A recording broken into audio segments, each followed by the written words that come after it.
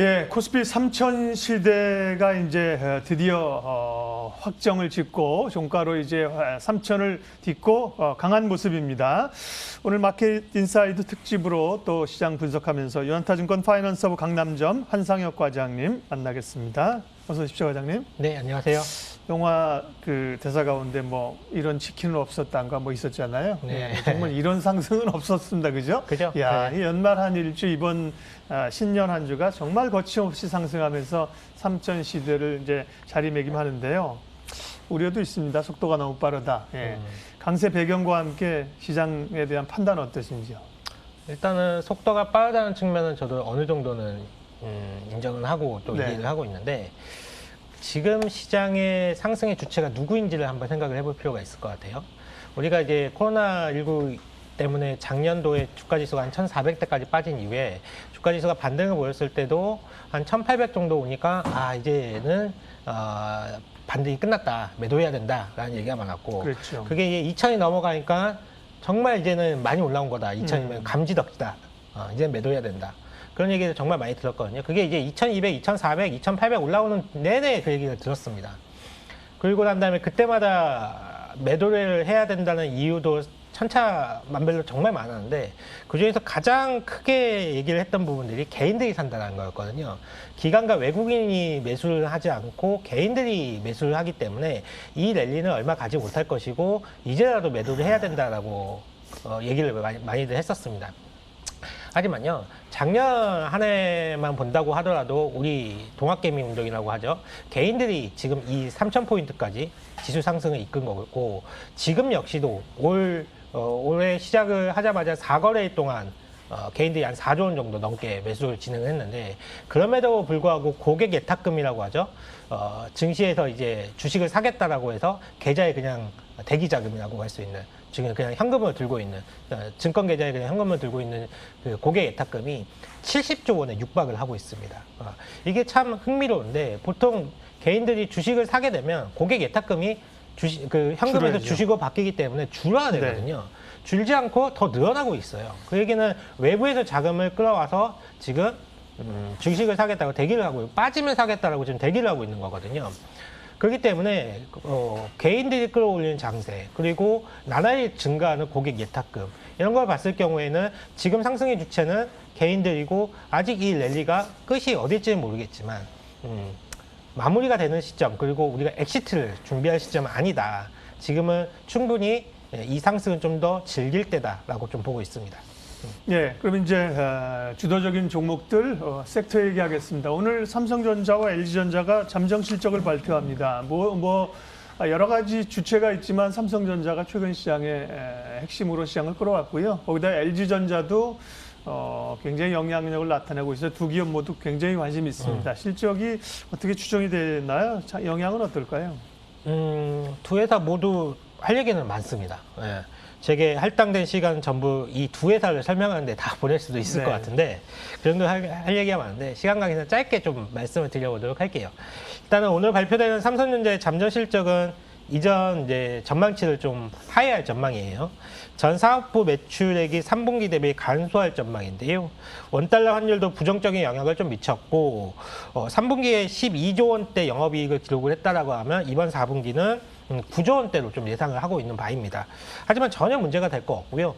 왜냐하면 이제 4분기는 계절적으로 전통적인 비수기이기도 하고, 이게 이제 4분기면 연말이 되면 뭐 성과금이라든지 뭐 이런 비용 처리가 상당히 많이 있거든요. 그렇기 때문에 4분기는 당연히 조금 영업이익이라든지 이런 숫자가 조금 감소하게 보일 수는 있습니다. 하지만 이보다는 올해 주목을 해봐야 될 거는, 지금 미중 무역 분쟁이 이제 관세 정책에서 지금 개별 기업들의 제재로 좀 바뀌고 있지 않습니까? 그러면서 미국이 화웨이를 제재하고 추가적으로 SMIC까지 좀 제재를 하고, 이러면서 화웨이와 SMIC를 제재를 하면서 삼성전자가 얻을 반사이, 이런 부분을 더 기대를 해야 되는 부분이고요. 그리고 파운드리, 그리고 올해부터 본격적으로 성장이 기대되는 파운드리 실적을 좀 기대를 해봐야 된다고 생각하고 있습니다. 이미 디램은 현물가에 이어서 고정 가격 역시 이미 이제 상승을 좀 하기 시작을 했고요.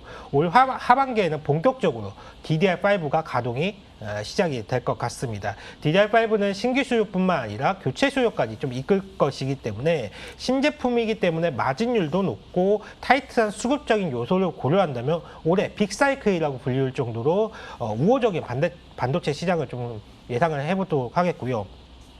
원래 이제 주가라는 게 보통 EPS 곱하기 이제 멀티플로 해가지고 주가를 산수이 되지 않습니까? 근데 EPS는 이렇게 반도체 쪽에 업황 분위기를 반다라고 하면 분명히 올라올 거예요. 이제 멀티플인데 이 삼성전자의 멀티플은 비메모리, 즉 파운드리 분야에서 올해 삼성전자의 멀티플을 향상시킬 수 있을 거라고 보고 있습니다. 비메모리 시장은 올해에도 수요가 매우 가파르게 올라올 것으로 예상을 하고 있는데요. 그리고 이런 수요를 감당할 수 있는 회사는 전 세계적으로 TSMC하고 삼성전자밖에 없습니다. 그리고 이미 TSMC는 이미 캐파가 풀로 차 있는 상황이고 이에 모자라서 가격까지 인상하고 있는 형편인데요. 그렇게 이렇게 넘쳐나는 수요 때문에 삼성전자로 수요가 올 수밖에 없는 상황이고 가장 하이엔드급 제품, 즉 EUV 장비로 만들 수밖에 없는 제품은 TSMC랑 삼성전자밖에 없기 때문에 삼성전자가 상당한 시장 격차를 TSMC와 시장 격차를 줄이면서 멀티플 상승까지 좀 이어질 수 있다라고 보고 있습니다. 그렇기 때문에 4분기 실적이 8조가 나오든 9조가 나오든 상관없이 매수를 해야 된다는 얘기를 좀 드리겠고요. LG전자는 4분기에도 호실적이 좀 예상이 됩니다. 원래 LG전자도 전통적으로 상반기에는 실적이 좋은데 하반기에는 조금 실적이 안 좋은 이런 징크스를 좀 가지고 있었거든요. 하지만 이제 2020년 작년 4분기는 이런 징크스를 깰 것으로 좀 예상을 좀 하고 있습니다. 사상 처음으로 연간 영업이익을 3조 원 돌파를 좀 유력시 되고 있고요.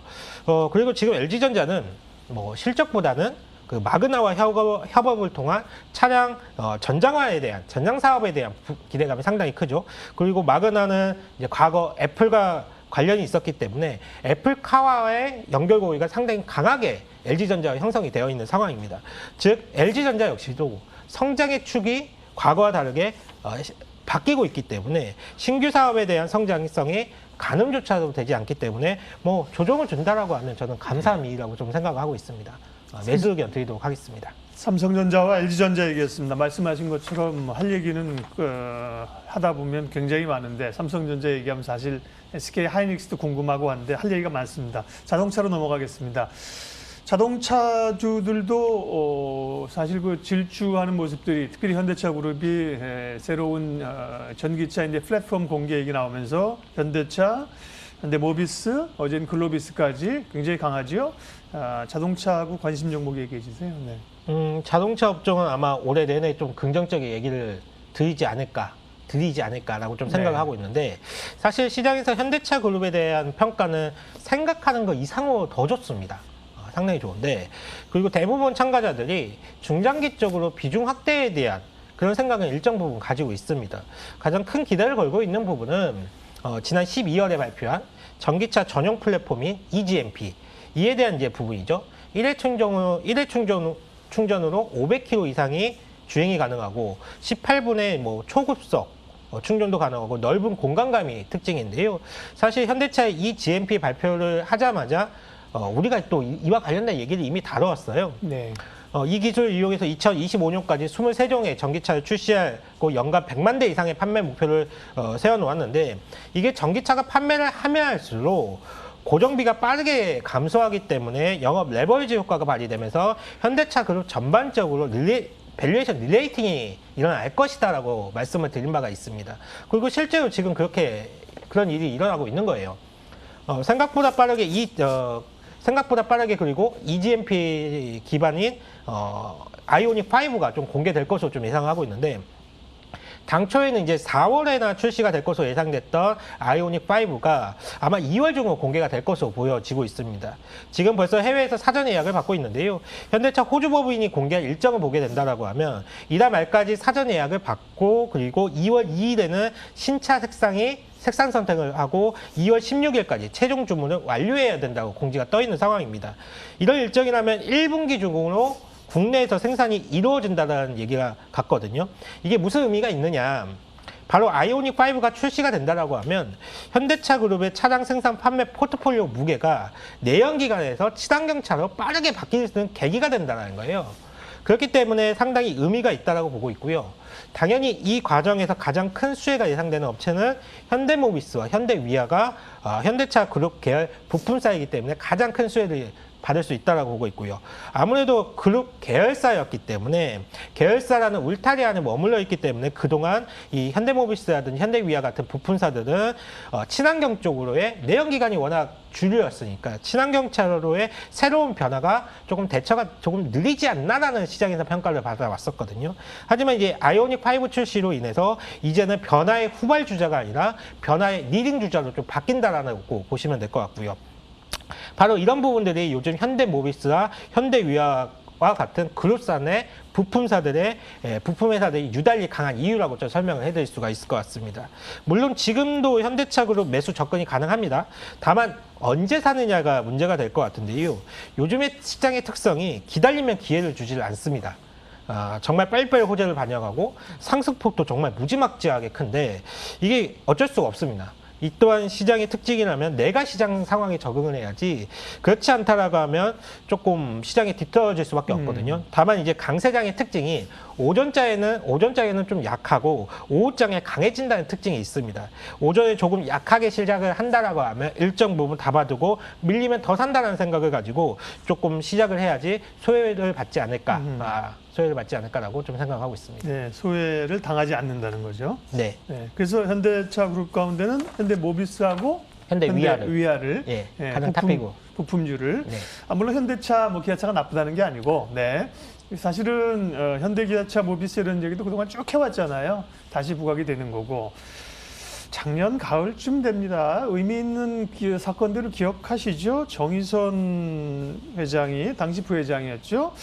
이재용 부회장을 만났어요. 맞아요. 용인의 어디 공장인가 그죠? 그렇죠. 그러고 나서 구광모 회장을 만났어요. 네. 네. 최태원 회장을 만났어요. 그림대로 다 되는 거예요. 삼성 그죠? 현대차. 그래서 SK 얘기를 좀 하려고 하는데요. SK그룹도 포트폴리오가 워낙 좋은 그룹들이다. 게다가 또 미국의 수소업체 하나 인수한다는 얘기가 있었고요.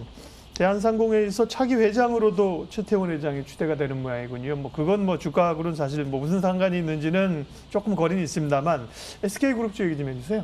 우리가 말씀하셨지만 잘 생각을 해봐야 될 게 주식을 잘하기 위해서는 어떤 업종을 투자하고 어떤 종목을 봐야 될까라고 하자면 하나의 팁을 드리자면 대기업이 지금 무슨 행보를 보이고 있느냐를 보면 됩니다.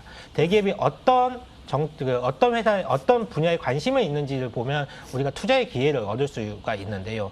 이게 정말 지금 우리나라 대기업들이 현대차가 움직이고 있죠. 현대차가 대규모 인수합병도 네. 했었고 LG전자가 좀 움직이고 그러게요, 있고 LG. 지금 SK도 움직이고 있습니다. 이런 굵직굵직한 대기업들이 어마어마한 큰 돈, 몇 조 원을 가지고 지금 시장에서 움직이고 있는데요. 행보를 보이고 있는데요. 이런 부분들은 상당히 좀 우리가 주목을 해봐야 됩니다. 그리고 이들 기업들이 어디에 지금 초점을 맞추고 어느 방향을 바라보고 있는지를 우리가 또 같이 바라봐야 된다고 보고 있는데 SK그룹이 어제 공시를 하나 했죠. 수소산업의 선도기업이라고 할 수 있는 플러그파워의 최대 주주가 되었다는 소식입니다. 이로써 이제 SK그룹은 정유를 넘어서 배터리와 태양광, 수소로 이어지는 미래 에너지 사업의 퍼즐을 완성했다라고 평가를 받고 있는데요. 차세대 친환경 에너지 사업 분야의 전 세계적인 관심이 모아진 가운데 SK그룹 역시도 그 한가운데서 자리를 만들고 있다라고 보고 있습니다. 차세대 청정 에너지로 각광받는 수소 에너지 같은 경우에는 국내외적으로 매년 그 수요가 급증하고 있고 활용 분야 역시도 석유화학 산업 중심에서 이제는 수송, 그러니까 자동차 이런 쪽이라 발전 이런 쪽으로 확대가 되는 등 가장 가파른 성장을 할 분야라고 예상을 하는 전망이 되고 있는 업종이라고 보시면 될 것 같고요. 이에 따라서 정부 역시도 수소경제위원회를 출범하고 그린 뉴딜 정책을 선언하고 수소경제로 전환을 좀 추진을 하고 있습니다. 이 가운데 SK그룹이 친환경 사업 분야를 자회사들과 같이 유기적으로 참 만들어가고 있다는 느낌을 좀 받고 있는데요. 이번 플러그파워 인수로 해서 SK그룹의 친환경 사업 속도에 정점을 찍었다라고 좀 받을 수가 있을 것 같습니다. 일단은 그룹 내 탑픽은 지주사인 SK가 상당히 매력적이다. 예. 라고 생각하고 있는데, 사실 SK 주주들 입장에서 봤을 때 지난 연말까지는 상당히 서운한 마음이 크셨을 거예요. SK 바이오팜이라는 걸출하는 회사를 상장을 했지만 SK 주주들 입장에서 본다라고 하면 SK 바이오팜 상장은 안 하기만이 못했거든요. 이게 장부가 5천억 수준이었던 자회사 상장을 통해서 13조 원을 훌쩍 넘는 가치평가를 받았는데, 그리고 이러한 지분은 여전히 75%를 보유하고 있었는데 SK의 시가총액은 변한 것이 없거나 오히려 낮아졌기 때문이죠. 저 이번 수소 회사를 인수한 계기로 SK의 재평가가 완벽히 이루어질 것이다 라고 말씀을 드릴 수가 있겠고요. 바이든 당선으로 전 세계에서 이제 ESG라고 하죠. 환경과 사회적인 책임 경영, 그리고 지배 구조, 이와 관련된 중요성이 그 어느 때보다 중요시되고 있습니다. 이와 관련된 글로벌 펀드들이 설정이 되고 있고 돈이 이쪽으로 몰리고 있는 상황인데요. 이런 펀드들에 돈이 몰리게 된다고 하면 이런 펀드들에서 제일 먼저 궁침을 흘릴 회사가 바로 SK와 같은 네. 기업들이 될 거라고 보고 있고요. 전 매우 긍정적으로 보여지고요. 전 과거에 이제 SK가 30만 원대 주가 안착에 번번이 안착에 좀 실패를 했었는데 2015년과 2018년 그리고 작년 이렇게 30만 원 돌파를 시도를 했었습니다.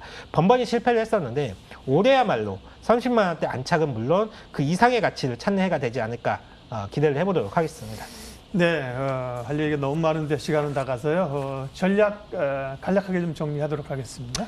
네, 속도 측면에서 빨리 올라오는 측면이 있습니다. 이에 대한 시장에서도 이에 대한 반작용이 나올 수 있거든요. 하지만요, 3,000포인트가 왔으니 이제 매도해야 합니다. 이런 의견은 그냥 찍는 겁니다. 찍는 거. 이유가 없이 그냥 찍는 것 수준밖에 되지 않고요. 이보다는 지금 시장의 본질이 무엇이냐를 봐야 되는데, 본질은 유동성입니다. 이 유동성을 이해해야 하고, 이 유동성이 과연 언제까지 지속이 될지, 그리고 연준은 지금 언제 그러한 신호를 줄지에 대한 이해가 좀 필요할 것 같습니다. 이미 연준에서는 2023년까지 제로금리를 유지하겠다는 천명한 상황이고, 아직도 매달마다 1,200억 달러 규모의 국채와 모기지 채권을 매입해서 시중에 돈을 풀어놓고 있는 상황입니다. 그리고 이러한 유동성은 주식뿐만 아니라 부동산 가격도 올리고 있고요. 지금 비트코인 가격도 올리고 있습니다. 심지어 이제 콩이라든지 옥수수 같은 곡물 가격도 올리고 있거든요. 딱 어느 자산만 올라간다라고 하면 그게 오르는 것으로 해석할 수 있지만, 모든 자산이 다 오른다는 것은 화폐 가치가 떨어지고 있는 겁니다. 주식이 오른다라고 생각하지 마십시오. 여러분 지갑에 들어있는 화폐 가치가 떨어지고 있다라고 이해를 하시길 바라겠습니다. 조정 씨의 매수 의견을, 비중 확대 의견을 드리도록 하겠습니다. 예, 그 말은 화폐 가치가 하락하면 버텨줄 수 있는 게 이제 실물 자산이라는 거죠. 대표적인 게 이제 주식이 될 수 있다는 얘기입니다. 예, 오늘 시장 분석 유한타증권 파이낸서부 강남점 한상혁 과장님 함께했습니다. 수고하셨습니다. 감사합니다.